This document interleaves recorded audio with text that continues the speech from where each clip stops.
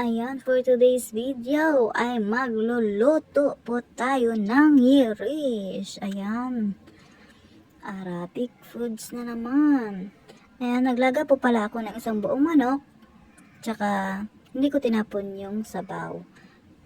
O yung tubig. Ayan, nandito po pala yung sampalok natin, tomato sauce, garlic fresh, tsaka yung ating ginger paste. Ayan. Tsaka, andito yung ating mga baharat mix or coriander powder, lemon powder, turmeric powder, tsaka mix baharat nila dito kung tawagin. Ayan, naglagay na po pala ako ng garlic. Inuna ko muna yung sibuyas natin hanggang sa mag-brown siya konti. Tapos nagyan ko na ng garlic, tsaka ginger paste po. Tsaka na natin halu-haluin.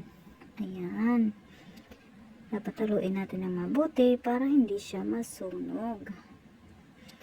Ayan. So, hintayin natin na mag-brown konti. Tsaka, ito na po pala yung mga nilagay ko. Ayan, nasa sa inyo na po kung saan dyan ang inyong uunahin. Ayan. So, para sa akin, nag-uuna ako maglagay ng turmeric powder. Sunod yung baharat mix. Tapos coriander powder. Tapos yung lemon. Ayan. So, halo-haloin lang po natin muna. Ayan. Tsaka natin isusunod ang ating manok. Ayan. So, ilalagay na po natin. Ayan. At tsaka, halo-haloin lang natin. Ayan.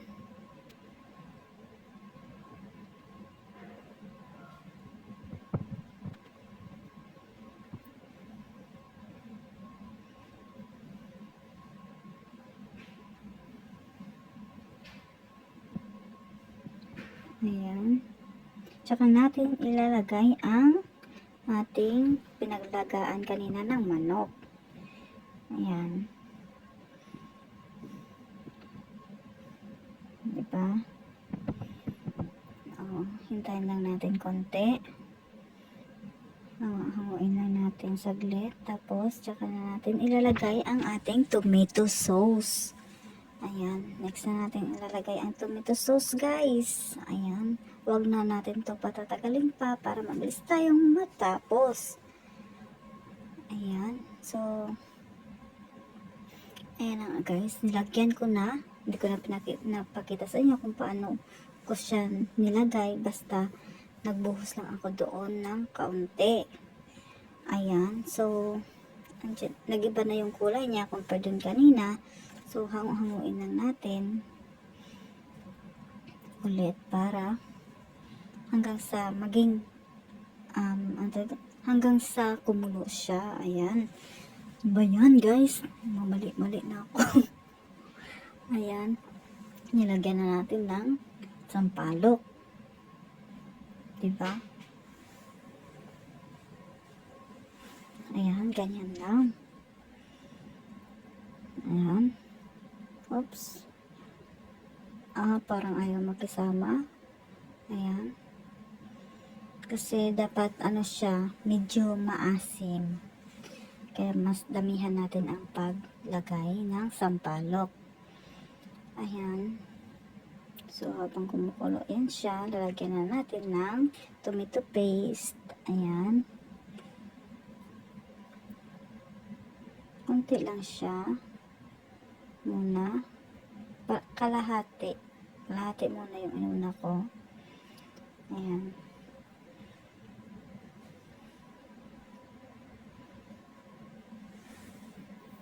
Halo-haloin lang natin. Ayan.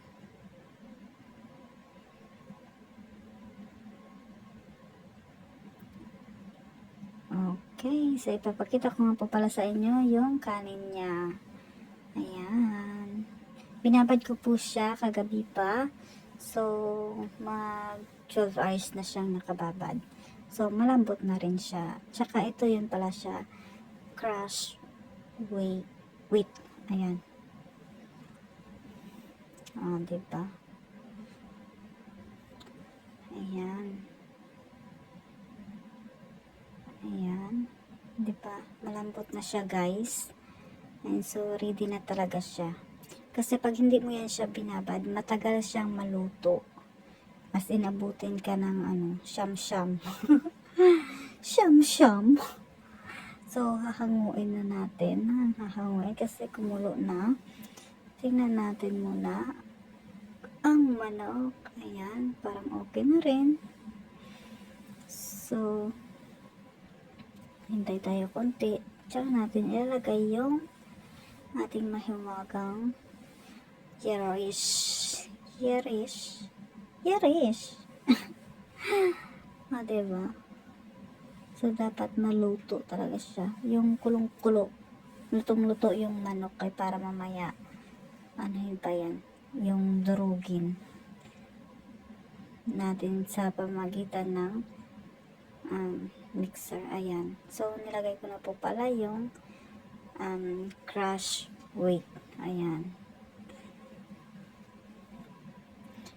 Kailangan natin yan halo-haluin ng halo-haluin kasi para iwas po sa sunog sa ilalim. Ayan. Kasi mabilis po yan dumikit sa kaldero. Ayan. So, hintayin muna natin na kumulo siya bago natin hanguin. Pag kulo niya konti, hango agad. Kasi dun sa ilalim, dumidikit na yun dun sa kaldero. So, habang hindi pa siya kapit na kapit, ayan, hahanguin na natin. Ayan. So, hindi din siya pwedeng yung tuyot. Ayan. Dapat may kaunting tubig din siya para hindi siya dry tingnan mamaya. Parang lang to, parang arroz caldo. Ayun, parang arroz caldo lang siya. Pero, yung arroz caldo natin sa Pinas, puti siya, diba? So, dito, orange siya. Kasi may mga, siya, may tomato sauce, tsaka tomato paste. Ayan, marami siyang aning-aning. Ayan, hango-hango lang. Diba? Ganyan lang, guys. Easy. Ayan ang kalat ko, guys, oh. Diba? Ganyan ang kalat ko. Pero pag yung amo ko dito, nako, mas malala pa dyan, guys, hanggang sahig. Ayan na nga, guys, medyo konti na lang yung tubig niya. So, ang ginawa ko dyan, nanguhango ko muna, kasi tiningnan ko kung talaga bang konting-kunti lang yung tubig or kailangan pa siyang dagdagan. Ayan, so nadagdagan na nga, guys, kasi kulang yung tubig. Kasi kailangan mo din tingnan dun sa ilalim kung may tubig pa doon or wala. So, pag naramdaman mo na parang dry doon sa ilalim, mo, lagyan mo ng tubig, dagdagan mo ng tubig. Ayan. Nilipat ko na pala sa sa kabilang side kasi sinapinan ko na yung ilalim niya. Bawal po kasing masunog yan talaga. Ayan. Kasi sayang naman yung masusunog dyan, guys. Walang kakain. Ayan. So, hango-hango ulit. As in, masakit ito sa braso. Easy lang siya gawin. No? Pero, masakit siya sa braso. Sa kakahalo-halo, ayan. So, pagkatapos na nga, guys, ayan na. Dudurugin lang natin konti yan. Konti lang ng pagdurog.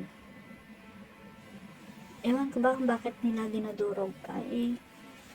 Gustong gusto talaga nilang durug-durugin muna Diba? Ayan.